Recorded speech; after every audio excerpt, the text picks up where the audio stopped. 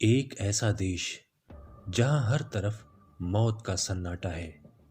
बाजार, कार्यालय और सड़कें सब सुनसान हैं। बहुत से लोग बंद घरों में तड़प रहे हैं और अपनी मौत का इंतजार कर रहे हैं। जो लोग हॉस्पिटल तक पहुंच गए हैं, उनमें भी अधिकांश लोग मौत की जंग लड़ रहे हैं। आप देख रहे हैं रिसर्च न्यूज चैनल। नई जानकारियों के साथ हम एक बार फिर हाजिर हैं। धरती पर रोज अरबों खरबों जीव जंतु जन्म लेते हैं, लेकिन जीवन संघर्ष में उनमें से कुछ ही जीवित रहते हैं। यानी यूं कहें कि कुदरत पैदा होने वाले सभी जीवों को जीवित रहने का अधिकार नहीं देती। प्राकृतिक संतुलन के लिए ये जरूरी भी है, लेकिन धरती पर मनुष्य ने इस संतुलन को बिगाड़ दिया है। एक समय ऐसा आता है जब मनुष्य भी कुदरत के सामने बौना साबित होता है और महामारियों के जरिए धरती से इंसानों का सफाया होने लगता है। दुनिया में हर रोज 3.5 लाख बच्चे जन्म लेते हैं। आंकड़ों के अनुसार हर 20 मिनट में पैदा होते हैं 3000 से अधिक बच्चे। यानी हर सेकंड दुनिया में 4.3 बच्चों का जन्म होता है और मृत्यु होती है सिर्फ 1.8 लोगों की।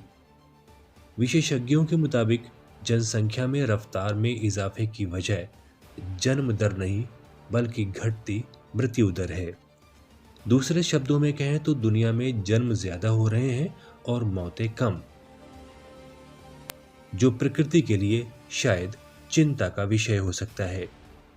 दुनिया की बढ़ती आबादी को अगर हम नियंत्रित नहीं कर सकते तो कुदरत इसको नियंत्रित करना जानती है, और यह संभव होता है महामारी से। जी हाँ, महामारियों से दुनिया से इंसानों का सफाया होता रहा है और होता रहेगा, क्योंकि आंख से दिखाई ना देने वाले वायरस और बैक्टीरिया जैसे सूक्ष्म जीवों के सामने मनुष्य आज भी बौना है। इतिहास पर नजर डालें तो पाएंगे कि विश्वमारियों ने सदियों से धरती से इंसानों का सफाया किया है।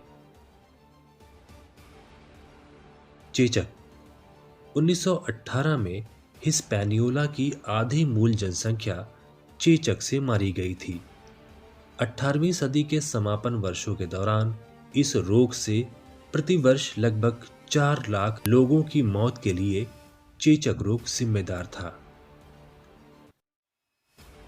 हैजा 1820 में भारत में फैली हैजा महामारी की बात करें तो इस सदी भारत में इससे मरने वालों की संख्या 15 मिलियन से भी अधिक थी। खसरा 150 वर्षों में खसरे से दुनिया भर में लगभग 200 मिलियन लोगों के मरने का अनुमान है। टीबी दुनिया भर में तपेदिक यानी टीबी से हर साल लगभग 8 मिलियन लोग बीमार होते हैं और 2 मिलियन लोग मारे जाते हैं। एशियाई फ्लू 1957-58 में H2N1 वायरस की वजह से फैले एशियाई फ्लू से संयुक्त राज्य अमेरिका में लगभग 70,000 लोग मारे गए थे। इस रोग से दुनिया भर में लगभग 2 मिलियन लोग मारे गए।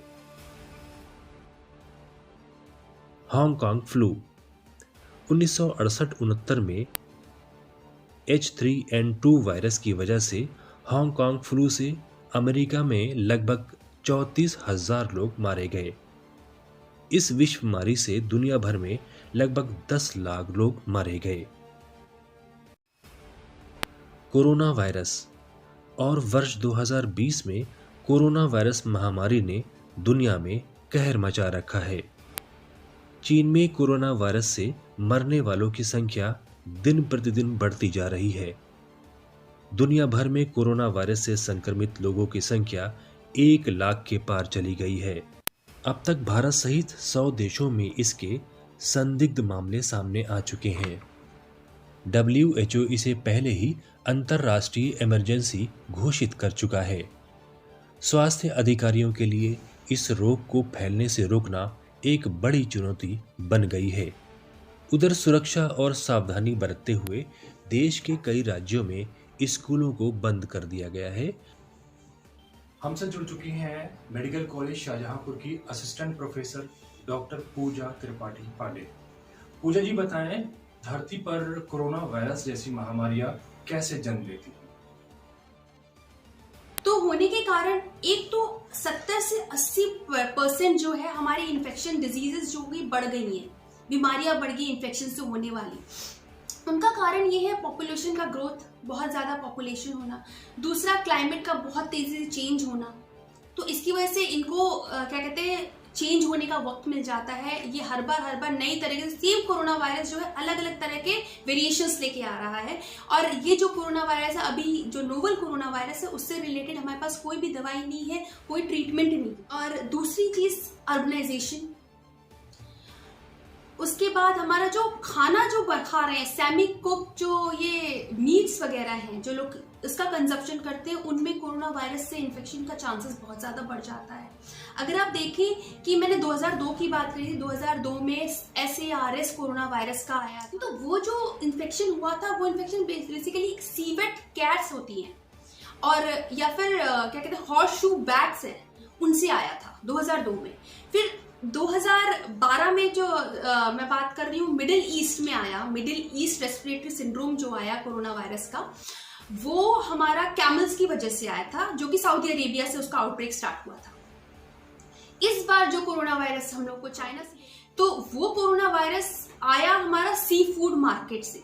तो जहां तक का देखा जाए, कोरोना वायरस का आना जो है वो सारा का सारा एनिमल्स के थ्रू हो रहा है।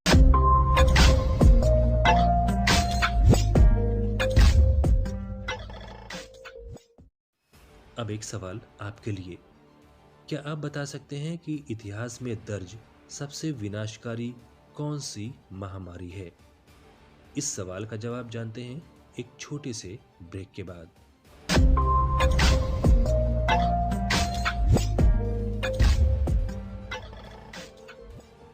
अगर आपको एपिसोड पसंद आया तो इसे लाइक एंड शेयर जरूर करें, और अगर आप हमारे चैनल पर नए हैं तो हमारे वीडियो के नीचे दिए गए लाल रंग के सब्सक्राइब बटन को दबाकर इसे अभी फ्री सब्सक्राइब करें, और साथ ही साथ में बेल आइकन भी दबाएं ताकि आपको हमारे आने वाली एपिसोड्स की नोटिफिकेशन मिलती रहे। कमेंट बॉक्स में हमें आपके सुझावों का इंतजार रहेगा। Thank you.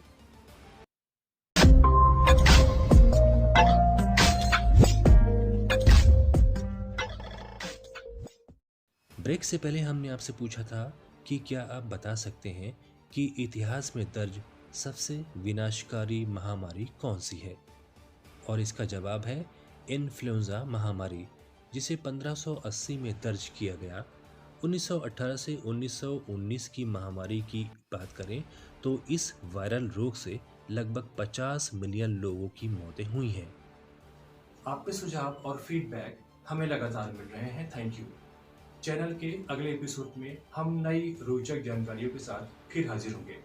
देश और दुनिया की खोजपूर्ण जानकारियों के लिए देखते रहिए रिसर्च न्यूज चैनल।